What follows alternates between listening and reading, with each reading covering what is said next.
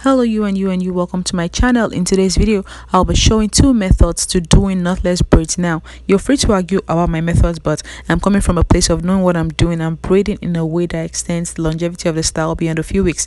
Now she's actually getting knotless goddess braids, and this is our fourth install of the same style. 1 2 3, yes, number 4 of the same style. And I do have videos of the other 3 installs on my other channel, and I'll be putting the links to those in the description of this one. So do enjoy the video as we get started, and also please do not forget to like the video, share it if you may, and subscribe to this channel if you're not subscribed already. Thank you.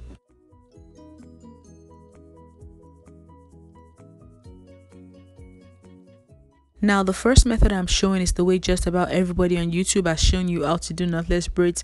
With this one, you do 2 or 3 rotations of the natural hair before you begin to add in the extension.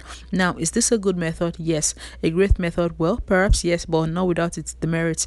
The major demerit being that braiding this way makes the base a bit loose. As such, the natural hair grows out a bit too quickly. But then folks with super thick hair can get away with this thanks to their hair density. But for people who find thin hair, that's not the best way to start the knotless braids, because you sure will be getting that new growth a little sooner than expected.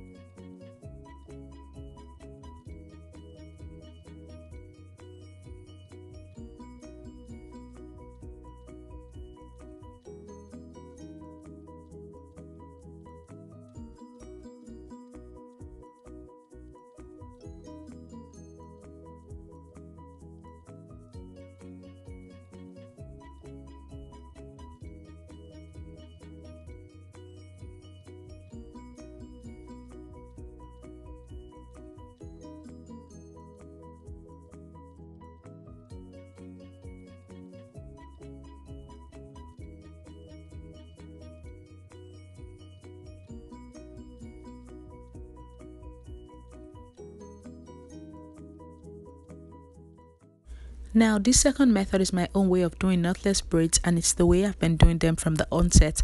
As you can see, I do just 1 braid rotation of the natural hair and I begin to feed in the extension. Doing this ensures that the base is super firm, and even when the hair begins to grow out, the base is still held together firmly with that first piece of extension that was fed in. And this is also very helpful when you're doing knotless braids with short hair. It ensures that your hair does not slip out. Also, starting your knotless braids this way helps you avoid that thinness at the root of the braid that you see with some people's knotless braids, which then gives the braids a skinny triangular look as more hair is fed in, and honestly that doesn't look cute.